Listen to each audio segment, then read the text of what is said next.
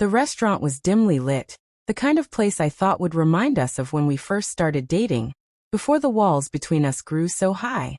I had made the reservation weeks ago, rehearsed small jokes in my head, and even put on the shirt she once said made my eyes look sharper. All I wanted was one good night with my wife, a chance to reset, to remind ourselves that we were more than bills, work, and strained conversations.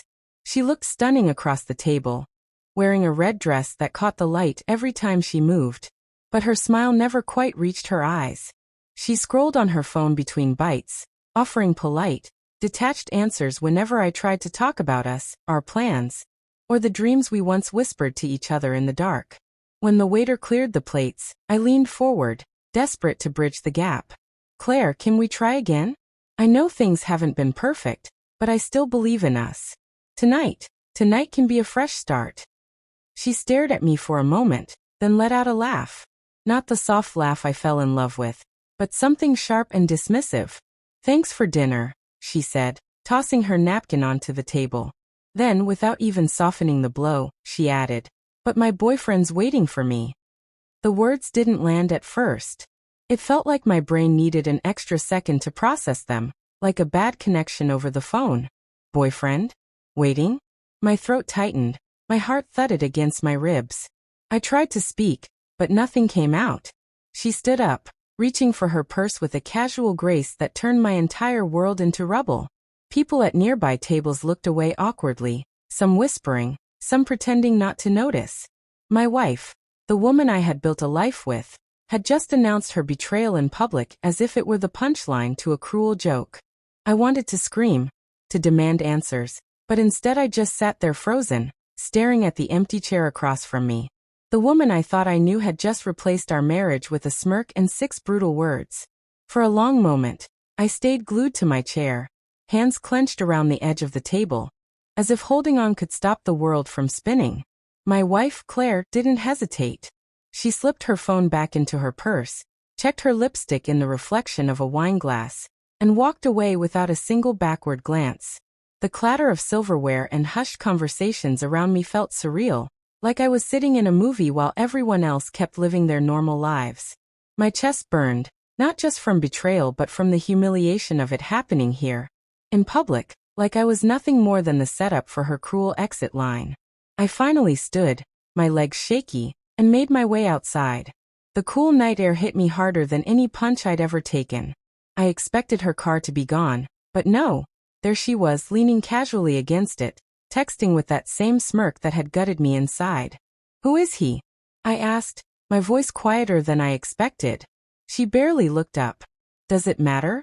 You and we've been done for a long time. Tonight just makes it official." Her calmness cut deeper than any confession could. No guilt. No hesitation. Just finality. "You could have told me," I whispered. "You could have been honest." She shrugged. "I did just now." Something inside me cracked then. Not anger, not despair, but a sharp clarity. For months I had felt her slipping away. The late nights, the excuses, the coldness in bed, the distance in her eyes. And I had clung tighter, thinking love was about endurance, that loyalty could rebuild what was already burned. But standing there, looking at her, I finally saw the truth. I hadn't lost her tonight. She had been gone long before this dinner. Her phone buzzed, and she smiled. A smile that wasn't for me anymore. "I really don't have time for this," she said, slipping into the driver's seat. "He's waiting." The engine roared to life, headlights cutting across the street. She drove off without another word, leaving me standing under the glow of a street lamp, clutching nothing but the ashes of a marriage I thought was still alive. I stood there long after her taillights vanished, the night pressing in on me like a weight. For years, I had carried this marriage on my back, convincing myself that loyalty meant staying, even when love had turned into silence. But tonight stripped the illusion bare. Claire had chosen her path, and now it was time I chose mine. When I finally drove home, the house felt different, emptier, yet strangely lighter.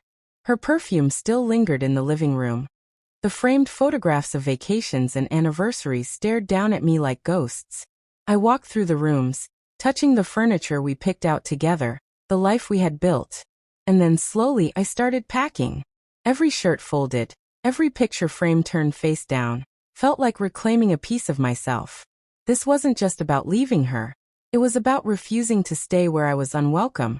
Refusing to share space with someone who laughed while tearing me apart. As I closed the final suitcase, I caught my reflection in the mirror.